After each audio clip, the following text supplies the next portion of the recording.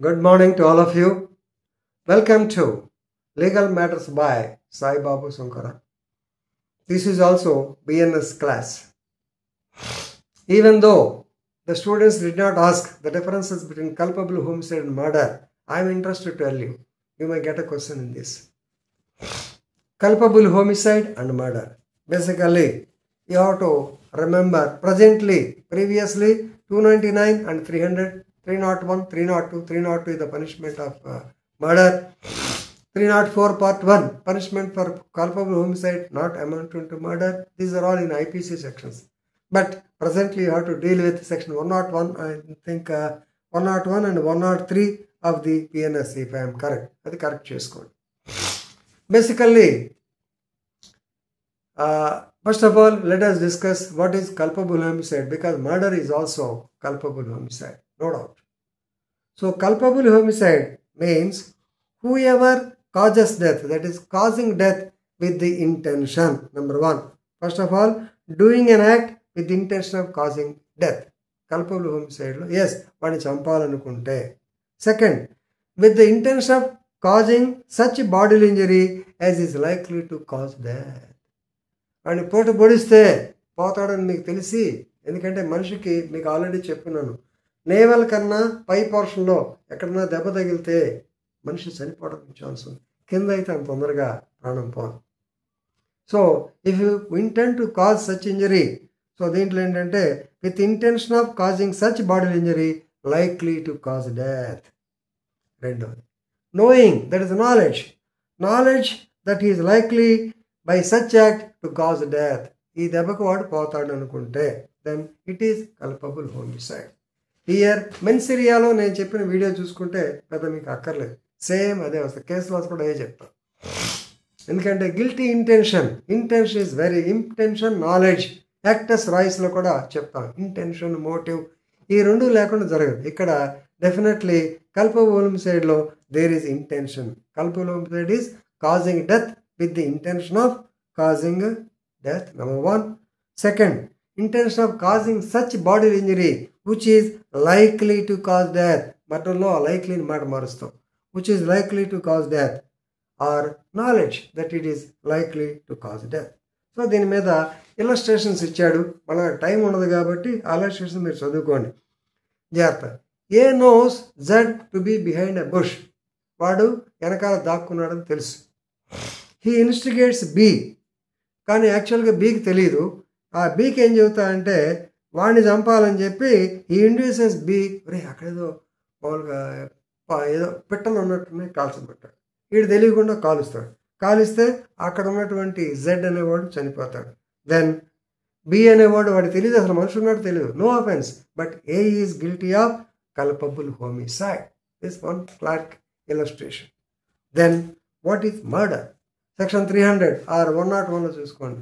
So please remember దీని starting section ఇచ్చేది. Except in the cases hereafter provided, ఏది మనం sudden grave question, public authority అన్నీ చేసినప్పుడు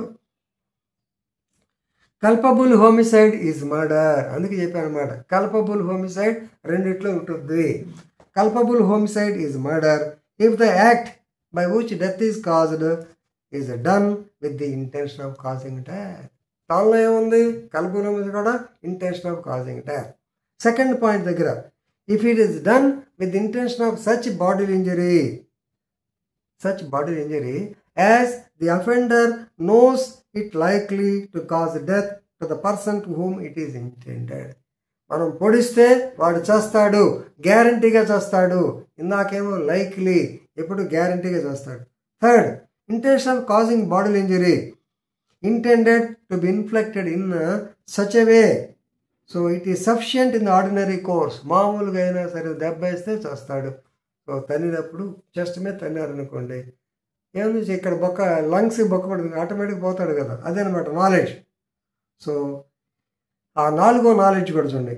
if the person committing the theft notes knowledge that it is imminently dangerous, in all probability it will cause death. గ్యారంటీగా చేస్తాడనుకున్నప్పుడు it is murder. కాబట్టి intention ఉంది, knowledge ఉంది. దానికి దీనికి తేడా ఏంటి? Degree. degree of knowledge and degree of intention. ఇదనమాట very very important. Higher degree ఉంటుంది మర్డర్లో, దాంట్లో లోవర్ డిగ్రీ, అంతేగాని ఈ రెండు దాదాపు ఒకటిగానే ఉంటాయి. రైట్. ఇక్కడ ఇందాక బుష్ చెప్పే కదా, A shoots Z with intention of killing him and Z in consequence he dies, then it is murder. Simple. So మీకు ఇంత సింపుల్గా ఉండదు కానీ, బట్ టైం లేదు కాబట్టి 5 నిమిషాలు కంప్లీట్ చేస్తాను. So culpable homicide is the genus and murder is the species starting. అందుకనే ప్రతి కల్పబుల్ హోమిసైడ్లో, ప్రతి మర్డర్లో కల్పబుల్ హోమిసైడ్ ఉంటుంది. సో ఇంటెన్షన్ డెఫినెట్లీ దాంట్లో ఉంటుంది, దీంట్లో ఉంటుంది. బట్ ఈ యొక్క మర్డర్లో intention or knowledge is of higher grade. ఎందుకంటే ఈ మాట చూసుకోండి ఒకసారి, మన సెక్షన్ చదువుకోండి, చెప్పాను కదా. Intention to cause such body injury as the offender knows that in all probability it will cause death. Then knowledge that it is so imminent that he will die. So ilanti cheste definitely it is murder. So culpable homicide lo death is likely, murder lo death is certain. Of course culpable homicide not murder lo malla except in the circumstances anade, adi kuda okasari sudden and grave provocation, sudden fright, అలాగే right of private defence, ఎవడో అమ్మాయి rape చేయడానికి వచ్చాడు, చంపవతలు పడేసింది, it's not murder. You can take the general exception. 6 నిమిషాలు సరే, okay. Now go to the case laws. Very famous case laws, already మీకు చెప్పినయే. So REG, reg versus Govinda 1876. It is a landmark case. Reg versus Govinda, landmark case. So here A kicked B or kicked his wife, right, and then pressed on her chest, kicked on her chest and pressed on her chest. So kabatti result is rupture of the spleen, then intention to cause death.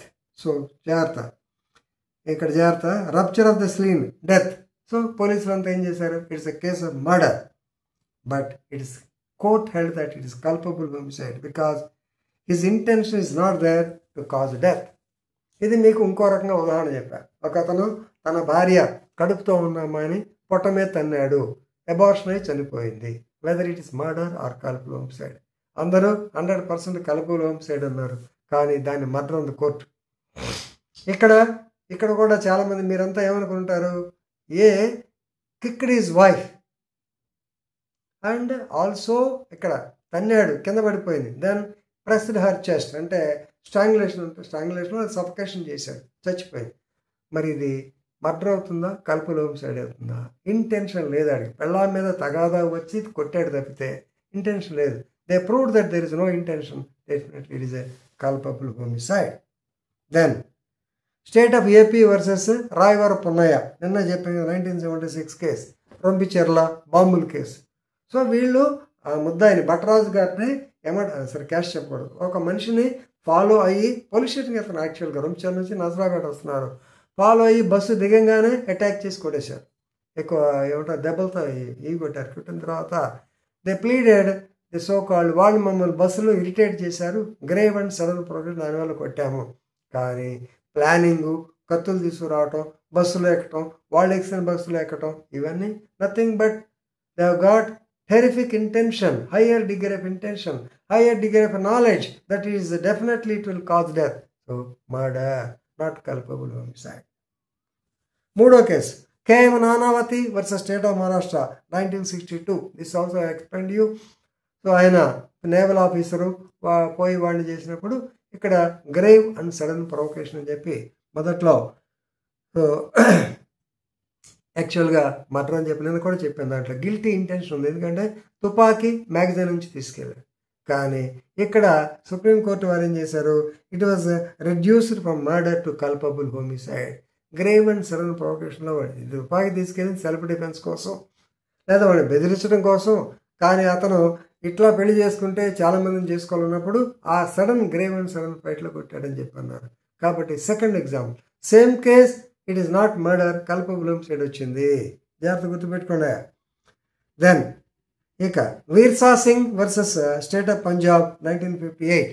So ఈ body injury మీద చాలా బ్రహ్మాండ discussion జరిగింది. ఇది వీర్సా సింగ్లో మొట్టమొదట test of body injury. This body injury is sufficient, జనరల్గా in the ordinary course of అదంటే కొంపలు మునుగుతాయి. Definitely injury it will cause death అనాలి, దాని నేచర్ ఆఫ్ ది ఇంజరీ అనాలి. Insufficient in the ordinary course, ఆ మాట ఇందాక ముందు చెప్పాను, అది కూడా ఉండాలి. ఉంటే intention of higher degree, yes definitely it amount to murder.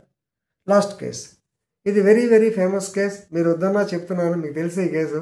Emperor versus Musunuri Satyanarayanamurthy 1912. So LIC కొట్టుకుందామని అప్పలనాయుడు అనే అతన్ని తీసుకొచ్చి పెంచాడు. ఆమెకేమో రెడ్డమ్మ గారికి ఆ కుర్రాడు అంటే బాగా ఇంట్రెస్ట్, పిల్లోడు బాగా పెరిగాడు పాపం. బట్ వీడేం చేశాడంటే డైరెక్ట్ చంపడం ఇష్టం లేక ఏమంటారు స్వీట్ ఇచ్చాడు. ఆ పిల్లోడు దాన్ని పక్కన పడేశాడు. ఆ దారిపోయే రాజలక్ష్మి ఇంకో పిల్లెవరో వాళ్ళు దాన్ని తిన్నారు. ఒక అమ్మాయి చచ్చిపోయింది, ఒక అమ్మాయి ఇంజరీ అయింది. ఇట్ వాజ్ టేకెన్, యాక్చువల్గా మేమంతా ఈ సెక్షన్ చెప్పంగానే సెక్షన్ 301 ఐపీసీ అని అది చూసేవాళ్ళం. ఎందుకంటే if you intent to cause the death of one person, if another death is done, then 301 డైరెక్ట్గా అప్లై అయ్యేది. బట్ కోర్ట్ హెల్త్ యాక్ట్ దీంట్లో కొత్త కాన్సెప్ట్ వచ్చింది, ట్రాన్స్ఫర్ ఆఫ్ మ్యాలిస్. దాంట్లో ఉద్దేశం ఏంటి? ఏదో జబర్దస్త్లో అభినేతని చెప్తుండేవాడు. దాంట్లో ఉద్దేశం ఏంటి? చంపాలని. ఎవరిని చంపాలని? పలానా వాడిని చంపాలని. వాడెవడు? మనిషి. చనిపోయింది ఎవరు? రాజ్యలక్ష్మి. వాళ్ళెవరు? మనిషి. కాబట్టి వీళ్ళు చంపాల్సి అనుకుంది, ఆ మనిషిని చచ్చిపోయింది. కాబట్టి it's nothing but malicious intention is there. So definitely మనిషిని చంపాలని అగ్రవేటెడ్ ఇంటెన్షన్ ఉంది కాబట్టి, హయ్యర్ డిగ్రీ ఆఫ్ ఇంటెన్షన్ కాబట్టి it's murder, but punishable under 301 అని చెప్పి అన్నారు. సో చాలామంది దీన్ని జాగ్రత్త కల్పబుల్ హోమిసైడ్ అనుకున్నాం మేమంతా, కానీ court held that it is murder, but punishment is given under 301 of the Indian penal code. Law ఇలాగే ఉంటుంది. ఇప్పటికీ చాలామంది లాయర్లకి they are confused whether it is murder or culpable homicide. Even నన్ను అవి చెప్పినా అలాగే పరిస్థితి ఉంటుంది. రైట్. సో కాబట్టి ఈ 4 కేసులు రాసుకోండి. మీకు పరీక్ష వరకే కావాలి కాబట్టి ఇంతటితో ఆపుతున్నాను. మామూలుగా అయితే అరగంట సేపు చెప్పచ్చు. Thank you.